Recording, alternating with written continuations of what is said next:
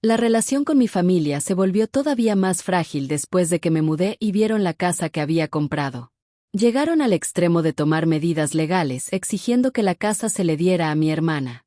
Perdieron la demanda y quedaron endeudados con $12,000.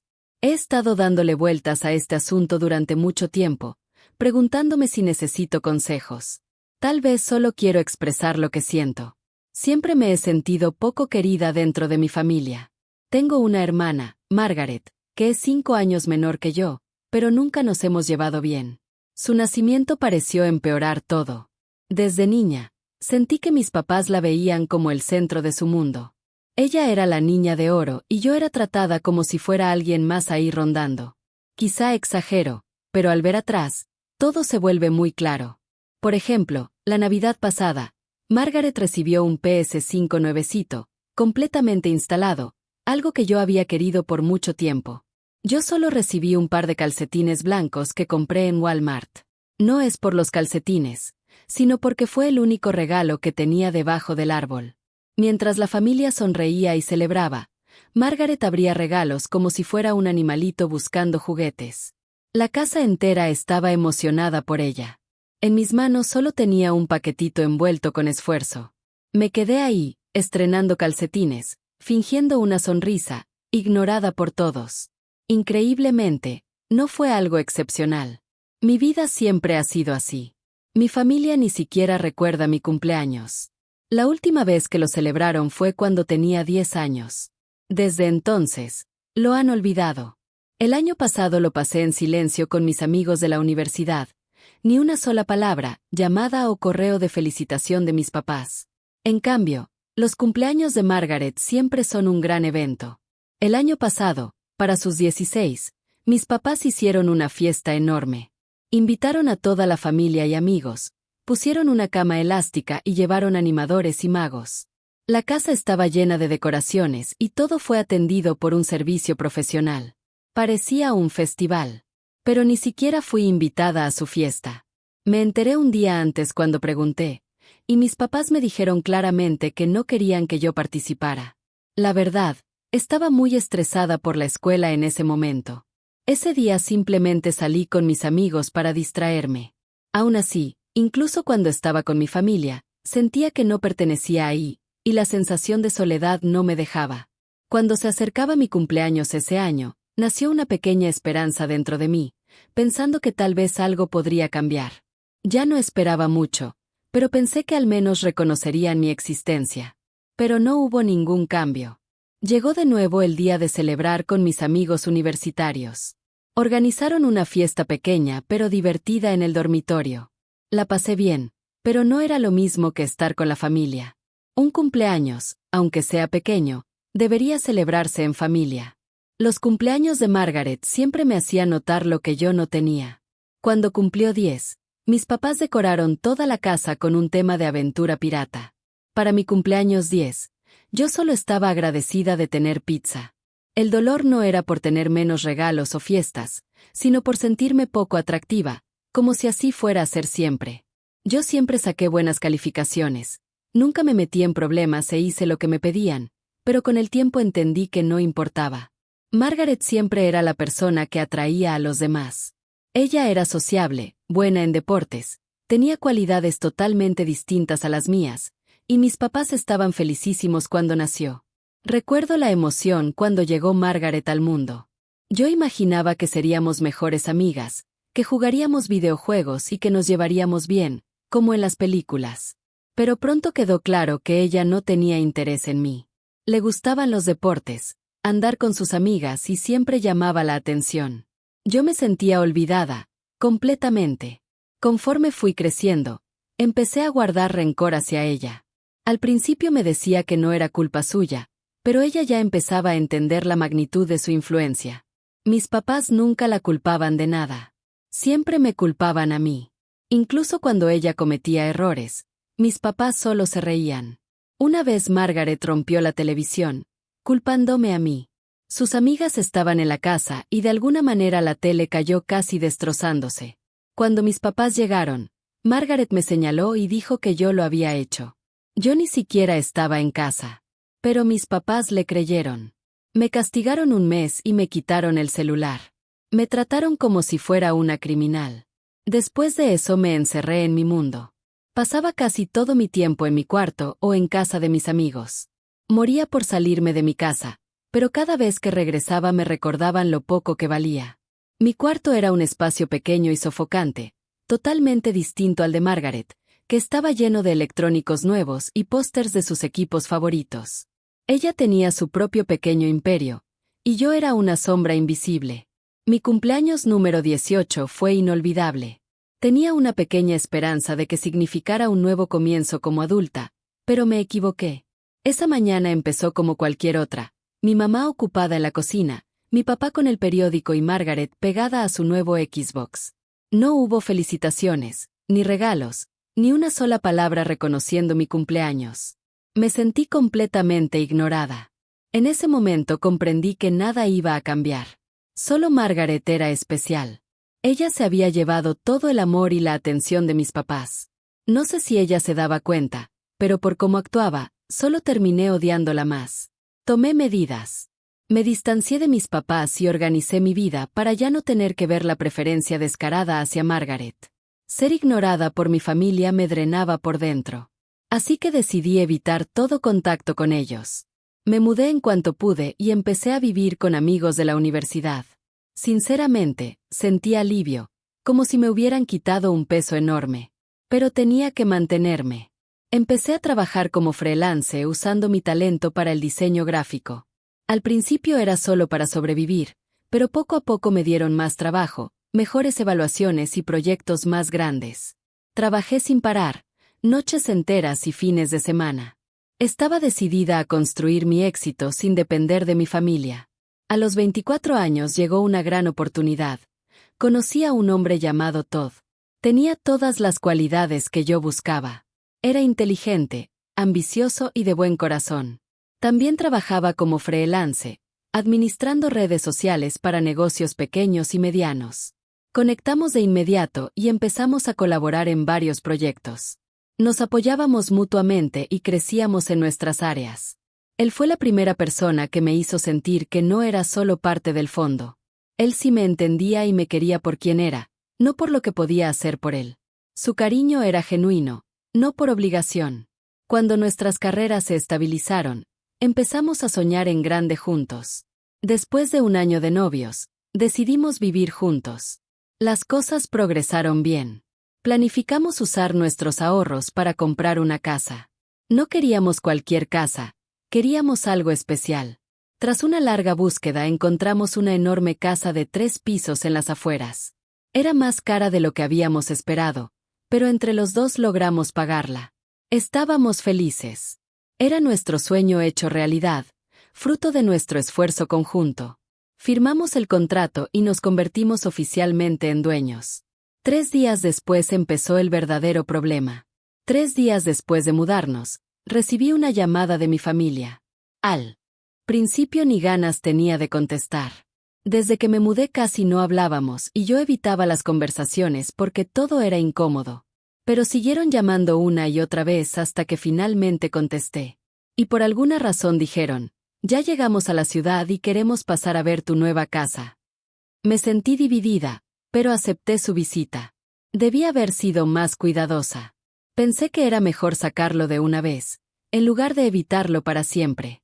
Y unas horas después, mis papás, Margaret y un hombre que nunca había visto aparecieron en la entrada de nuestra nueva casa. Aquí las cosas se pusieron aún más extrañas. Margaret tenía muchas sorpresas guardadas. El hombre que llevó era su prometido, Isaac, y Margaret estaba embarazada. Sí, mi hermana estaba por convertirse en mamá. Nadie me había dicho que estuviera comprometida, mucho menos que esperaba un bebé. Para mí, fue un golpe de realidad. Antes siquiera de entrar a la casa, mi papá empezó con comentarios pasivo-agresivos. Ah, ¿entonces esta es la casa que compraste? No pensé que pudieras pagar algo así. Lo dijo en un tono condescendiente, pero no me dejé afectar. No tenía ganas de discutir. Cuando entraron, el ambiente se volvió todavía más incómodo. Mi mamá trató de platicar con Todd, pero él notó que algo andaba mal. Me miró y preguntó qué estaba pasando.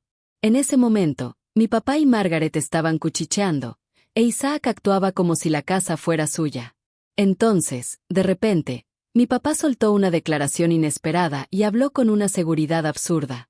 Creo que tiene sentido que Margaret e Isaac se muden aquí, para formar su familia y tener espacio para el bebé, dijo con arrogancia. Me quedé tan sorprendida que solo pude quedarme viéndolo. Esta casa es demasiado grande para ti y Todd, continuó. Margaret e Isaac necesitan un lugar amplio para criar a su hijo. Ustedes no necesitan tanto espacio. No podía creer lo que estaba escuchando. Luego me miró fijamente a los ojos y remató con algo que me llenó de indignación. No es broma. Es momento de que te hagas a un lado. Deberías renunciar a lo que tu hermana necesita. La familia va primero, y ella está empezando una nueva familia. Tú y Todd pueden buscar un lugar más pequeño. Esta casa es más adecuada para ellos. Sentí como todos los años de resentimiento me subían a la garganta. Esta casa es de Todd y mía. Nosotros la compramos y está a nuestro nombre. Nadie más tiene derecho a decidir nada aquí, respondí. Entonces Margaret intervino con una expresión soberbia. A ver, no entiendo por qué necesitan un lugar tan grande. A diferencia de ustedes, nosotros sí vamos a tener un hijo. Ahí exploté. Ese no es el problema. Grité. El problema es que están tratando de adueñarse de lo que es mío y quieren quitármelo. Mi papá se puso agresivo. Se levantó, infló el pecho y me regañó como si tuviera poder sobre mí. Deberías estar agradecida, dijo. Es vergonzoso vivir en una casa que te queda grande. Si se la das a Margaret, ella no tendrá que sentir eso. Además, no te están exigiendo las llaves, solo te están diciendo la verdad. Te guste o no, esta casa tarde o temprano será de Margaret. Ahí perdí el control. Sin entender ni cómo pasó, me lancé sobre él y lo empujé contra la pared. Lárguense de mi casa ahora mismo. Grité. Todd trató de detenernos, pero yo ya no podía contener años de dolor acumulado. Mi papá me empujó de vuelta y, sin darnos cuenta, estábamos forcejeando y gritándonos. Mi mamá y Margaret gritaban, e Isaac estaba en la esquina haciendo una llamada frenética. La pelea no paró hasta que llegó la policía. Seguro fue Isaac quien llamó. La situación se salió completamente de control. Nos separaron, esposaron a mi papá y a mí, y nos llevaron a la patrulla. Nunca pensé llegar a ese punto. Nunca imaginé que mi propio padre intentaría quitarme mi casa, y que acabaría en la cárcel por su culpa. Horas después Todd pagó mi fianza, pero el daño ya estaba hecho. Mi familia estaba rota irreversiblemente. Pero eso no fue lo peor. Mi papá, de manera astuta y malintencionada, decidió demandarme por la casa, alegando que Margaret e Isaac la necesitaban más que yo, exigiendo que la entregara, y realmente llevó todo a juicio. No pude esconder mi sorpresa ante semejante descaro. Fuimos a corte. Contraté un abogado y reuní todos los documentos que demostraban que la casa estaba registrada a mi nombre, lista para enfrentar la batalla más importante de mi vida. Pero tenía algo más, evidencias de los años de abuso emocional y psicológico que había vivido. Reuní correos, mensajes y testigos, amigos que habían visto cómo mis papás me trataban. Llevamos todo ante el juez. Mi abogado recalcó no solo que la casa era mía, sino que yo había sido víctima de negligencia y abuso psicológico durante años. El juicio duró varios meses. Mi papá usó todo tipo de tácticas para humillarme, haciéndose pasar por el padre amoroso que solo quería lo mejor para la familia. Margaret e Isaac se hicieron las víctimas, diciendo que necesitaban la casa para su bebé y que yo era egoísta al no entregarla. Pero nada de eso funcionó. Cuando el juez dio su veredicto, sentí que un peso gigantesco se quitaba de mis hombros. Fallaron a mi favor, y además ordenaron que mi padre me pagara $120,000 en daños por abuso emocional y psicológico. Por primera vez en mi vida, sentí que alguien defendía mis derechos. Después del fallo, decidí cortar toda relación con mis padres y con Margaret. Ya no podía soportar más manipulación, mentiras ni favoritismos injustos. Todd y yo, por fin, pudimos hacer nuestra casa verdaderamente nuestra y comenzar una nueva vida. Aunque las cicatrices siguen ahí, todavía me cuesta creer hasta dónde llegó mi familia para engañarme. Pero eso fue la realidad. permanecí en un estado aturdido bajo el efecto de los analgésicos mientras mi cuerpo empezaba a recuperarse poco a poco, y durante todo ese tiempo Todd se quedó a mi lado sin despegarse. Él se encargó de todo, los reportes policiales, el papeleo del seguro y hasta contratar a un abogado para prepararnos para el juicio que se venía. Se había programado un juicio porque Margaret enfrentaba cargos graves por agresión con un arma, y por la gravedad de mis heridas, ella estaba viendo una sentencia larga. Una vez que volví a estar consciente y pude entender lo que estaba pasando, Todd me explicó todo. Después de que Isaac la abandonara, Margaret tuvo un colapso emocional. Cayó en una depresión severa y, según el reporte policíaco, se negó a reconocer sus propios errores, echándome toda la culpa a mí. Margaret, quien había esperado afuera de mi casa por horas y había agarrado una varilla de fierro de una construcción cercana para atacarme, le dijo a la policía que no se arrepentía de lo que había hecho. Cuando la interrogaron, justificó su comportamiento diciendo que yo había destruido su vida y que solo estaba buscando justicia. Ella realmente creía que yo era la causa de todos sus problemas, incluyendo que su prometido la dejara y los líos financieros de su papá. Pasé muchísimo tiempo en el hospital recuperándome de las fracturas, y cada día era doloroso. La terapia física sin descanso, los exámenes médicos constantes y la presión del juicio me pesaban demasiado. No pude caminar por un buen rato, y aún después de salir del hospital, tuve que usar muletas y apoyo para los brazos. Los doctores me advirtieron que podría tardar meses en recuperarme por completo, y que existía la posibilidad de que nunca volviera al 100% a mi estado anterior. Meses de tratamiento y recuperación después, comenzó el juicio contra Margaret. Ella se declaró inocente, aferrándose a la idea equivocada de que sus acciones estaban totalmente justificadas. Sentía que yo era la responsable de todo lo que la llevó a actuar así. Su defensa argumentó que había actuado bajo un fuerte estrés mental y que una serie de problemas familiares había afectado su estabilidad emocional. Sin embargo, la evidencia en la corte dejaba muy claro su culpabilidad. Testigos oculares vieron a Margaret atacarme y llamaron a la policía de inmediato. La fiscalía presentó reportes médicos detallados de mis heridas y reportes policiales que incluían evidencia de que Margaret había planeado el ataque. Era evidente que llegó a mi casa con la intención de hacerme daño.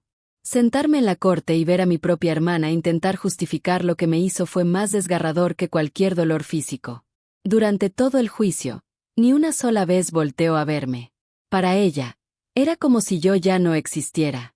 Pero tal vez lo que más me rompió fue ver a mis padres no solo presentes en la corte, sino sentados junto a Margaret, escuchando y asintiendo cada vez que ella decía que yo le había destruido la vida. Esos asentimientos se sintieron como puñaladas directas al corazón. A pesar de toda la traición, ellos seguían de su lado. Parecía que realmente creían que ella era la víctima. Su apoyo hacia ella nunca cambió. El juicio duró varias semanas, pero el veredicto prácticamente se veía venir desde el principio. Por el ambiente en la sala y los testimonios, el resultado era evidente. Margaret fue declarada culpable de agresión grave y finalmente recibió una sentencia de 5 años en prisión. Podría optar por libertad condicional en 3, según el proceso legal, pero honestamente, eso ya no me importaba. Había aceptado que me quedaba sin familia. Todo este proceso dejó claro que aquellos que se suponía debían ser mi familia realmente no lo eran. Pero al menos, en medio de todo, Todd fue un apoyo invaluable. Enfrentó cada situación difícil sin titubear, siempre a mi lado, firme y constante. Ahora estamos enfocados en avanzar de forma positiva. Poco a poco estoy recuperándome física y emocionalmente, y empiezo a ver un futuro más claro.